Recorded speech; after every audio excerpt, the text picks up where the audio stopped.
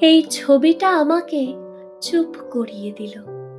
তুমি কোনো কিছু বললে না, তবুও তোমার অভিব্যক্তিতে যেন একটা অদৃশ্য ভাষা, যেটা সরাসরি হৃদয়ে এসে বাজে। তোমার চোখ দুটি যেন প্রশ্ন রাখে, তুমি আমাকে চিনতে চাও না বুঝতে চাও? এই নিরাবেগ দৃষ্টি তবুও কত আবেগে ভরা।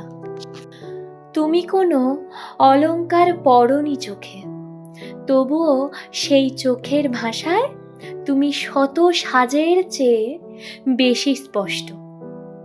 তোমার মুখে নেই কোনো ভঙ্গিমা, নেই বাড়তি কিছু, তবুও এক নির্জন সৌন্দর্য, যা ভিড়েও আলাদা করে চিনিয়ে দেয় তোমাকে।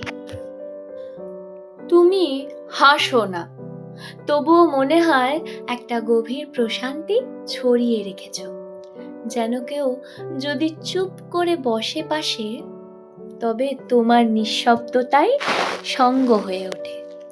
তোমার নিঃসঙ্গতা ভয় নয়, বরং বেছে নেওয়া, কারণ তুমি জানো সবার পাশে চুপ থাকা যায় না। তুমি এমন একা পথিক যে নিজের ছায়ার সঙ্গেই দীর্ঘ পথ চলে যায়। অন্যের হাত ধরার চেষ্টাতেও যেন লুকিয়ে থাকে এক দ্বিধা। এই ছবির ভেতরে লুকিয়ে থাকা তুমি ভালোবাসো নিজেকে, নিজস্বতাকে। তুমি এমন কেউ যাকে বোঝা যায় না, কিন্তু বোঝার ইচ্ছেটাই থেকে যায় অনেক দিন।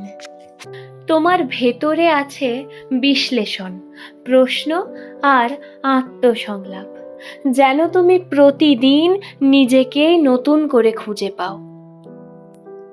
তবুও কখনো মনে হয় তুমি নিজেকেও পুরো বুঝে ওঠোনি, শুধু অনুভব করো গভীরভাবে।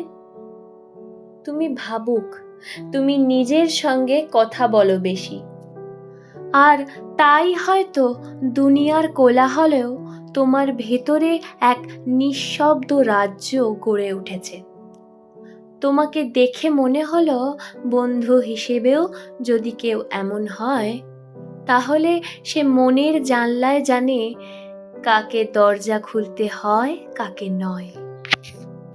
আমি তোমার নামও জানি না, তবুও সম্মানের বর্ণমালা দিয়ে গড়েছি এই কবিতার প্রতিটি পংক্তি, শুধুই তোমার জন্য। আর হ্যাঁ, এই কবিতার জন্য আমি তোমার অনুমতি নিইনি, তবুও লিখে ফেললাম। কারণ কিছু মানুষকে কবিতায় ধরাই যায় কেবল এক ঝলক ছবির মাধ্যমে। তুমি নও আমার পরিচিত, তবুও তুমি রয়ে গেলে এই অনুভবের অনন্য আলোকে।